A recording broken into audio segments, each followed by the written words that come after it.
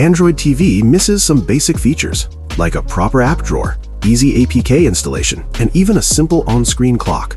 These 3 useful apps fix exactly that. Let's get started.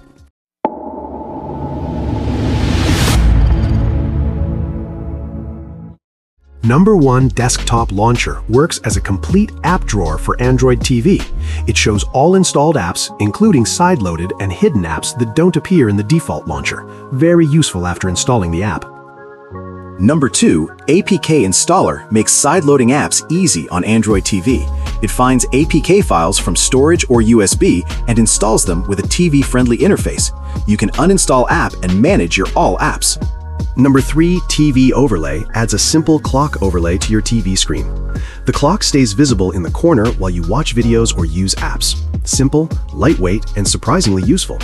You need to set up this app and allow overlay permission from settings. That's it for today. These apps may look simple, but they solve real Android TV problems. If the video helped you, like it, subscribe for more Android TV tips, and I'll see you in the next one. Thanks for watching.